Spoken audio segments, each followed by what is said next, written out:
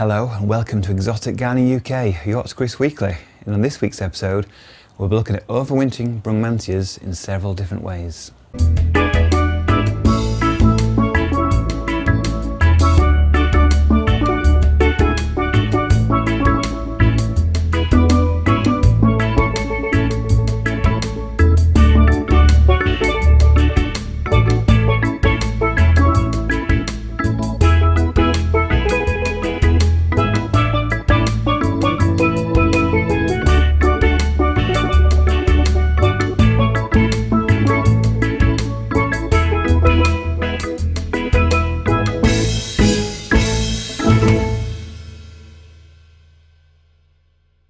So here we have a bit of a straggly looking Brugmansia, and this has been out all year, and for the last few months it's been in a bit of a wind prone location, and as the weather's turned recently and a bit of bug attacked, we've got quite a loss of many leaves now as it's getting cold and windy.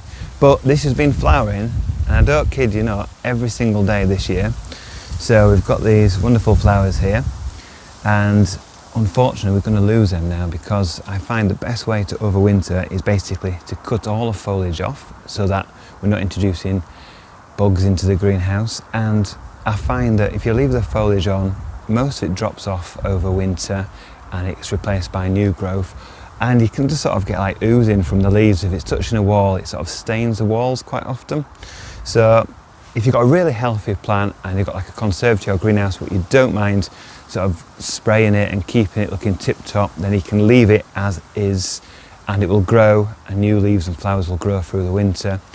But I find the easiest way is actually to cut back the foliage and put it somewhere pretty cool over winter, ideally somewhere dark, but somewhere sort of like 5, 10, 15 degrees, so it's not actively growing, it's just dormant. So what we're going to do is cut back the dead wood and a lot of the fleshy wood here. So ideally use secateurs. I've misplaced some pine, so I'm just going to use some scissors, which is not ideal. So secateurs is what you want for this job. And what we're going to do is cut it back down to the frame. So we've got this nice hardwood down here, and we've got this year's growth, and then we've got the very green growth at the top. What you want to do is take off all the green growth. So we'll just start at the top and just work our way down. I'm wearing gloves because, as you know, this is a pretty poisonous plant, and it's hallucinogenic as well. So I know it looks cruel, this. You can butcher it quite hard back. And if you want, you can take cuttings. So this piece here, just cut that. That could make a good cutting, so I'll save that and I will use that as a cutting. But everything else, we're just going to cut off. And then we're left with this framework. There's a bit of dead wood here that snaps off. That's from last year's growth that didn't come back. So there we are. Nice, quick, easy job. We've just got a framework like this. And that can be brought into the greenhouse, or it can go into a garage or even a shed if it's frost free. And don't water it over winter. And just let it stay dormant like this. And I'm going to leave it in this pot, but you don't have to. If you haven't got enough space, you can actually take it out and put it into a smaller pot and cut back the roots a bit if you wish. And if you've dug it out of the ground, then just pot it up with old compost, and again keep it like this and put it somewhere cool so the plant's dormant over winter. And as long as it's frost free, so over 5 degrees ideally, then it won't die, because the hardwood is pretty hardy, so that'll take down to freezing for a time. The softwood that we've taken off will die anyway if it gets down to sort of less than 5 degrees for a long period of time. So this should be fine. So I'm going to take this into the greenhouse. So hiding behind the gingers and the cannas, if we look around past the foliage, we can see the beautiful variegated Brugmansia. I think it's Brugmansia Maya, this one. Beautiful plant, nice large leaves in this shady location. This has been planted out in the ground. So like the one in the pot, I'm just going to dig it up and chop off most of the foliage to make some cuttings from the green wood and then the hardwood at the base, which you can just see the main stem down there. That'll be kept dormant like the potted specimen in the greenhouse. Now I'm in the greenhouse now. I'm going to show you a few of the types of Brugmansias and what to do with those over winter. So if you've grown them from seed this year, you'll probably have a small plant like this, and it's practically all green wood with a bit of hardwood now forming at the base where it's matured over the summer.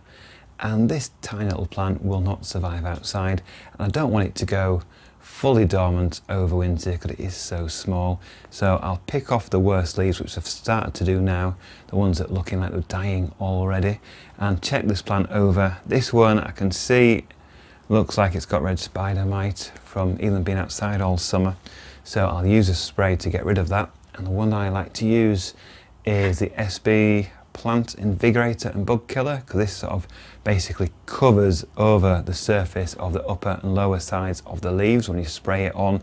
It basically suffocates the little insects that are living on it. It's like the red spider mite, and also sort of green fly and things like that. So that's a great one to use, and you can spray it quite often. You don't need to sort of do it just a few times a year like a lot of the systematic insecticides. So that's a good spray to use, and this then will be kept sort of basically growing. So I'll keep this in the greenhouse in a warmer spot. It might go in a heat pad or in the propagator, so it needs to be kept at this size over 10 degrees really, ideally sort of over 15, just because it's so small and there's not enough hardwood to keep that going through winter for too long. So you need to keep it really in active growth. Now the next size up from that is if you've taken a cutting earlier in the year or you've got a small plant. So this one here was a cutting taken earlier over winter basically last year. So you've got the cutting, and then you've got new growth that's formed at the top here and new stems here. This wood here is sort of semi-ripe. It's not fully hardwood yet, but it's getting that way. And what I'll do with this is basically let this go dormant. So I'll pick off the leaves again, cut off the foliage at the green parts here, and let that go dormant. It's got a big enough sort of root run down there and enough sort of semi-green, semi-hardwood down here to make it through winter. So that will go dormant, again kept above 5 degrees in the greenhouse, or you could keep it on a very cool windowsill in a conservatory. And you can keep it dark because you'll be cutting off this foliage and it won't be in active growth, so you can keep that in a garage or similar place as long as it's completely frost free, so 5 degrees at the lowest. So that's how you deal with smaller Brugmansias.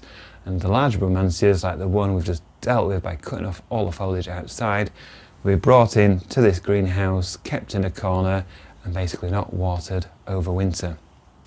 Now outside, when we were preparing the potted Brugmansia for winter, we cut off all the foliage and the tender stems, and I said you can use them for cuttings, and you can. So this is one here. So this is one that we cut off from the plant outside. I've just removed a few of the bigger leaves. I've removed the top where flowers were starting to form. Ideally use material without flowers on it. And I've removed some of the lower leaves, like I said, down here.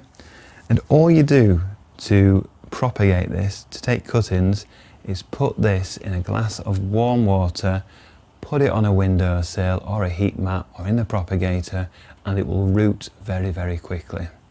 There is another way to do it. I've got this hydropod unit behind me, and you can root cuttings really, really quickly and easily with that.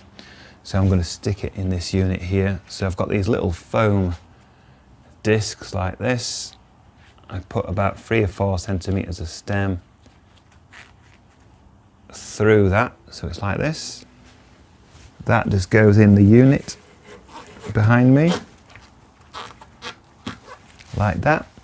Turn it on, and that will root in a matter of days. So in a week's time, I'll take this out and I'll pot it on, because that's how quick it will root, and that will be kept growing over winter in the warmest part of the greenhouse, or you could put it on a windowsill or in a propagator just to keep that soil warmth nice and high, so it will continue growing through the colder winter months. Thank you for watching this edition of Exotic Gardening UK, Yorkshire Kris Weekly. Join me next week where we'll be doing more in the garden.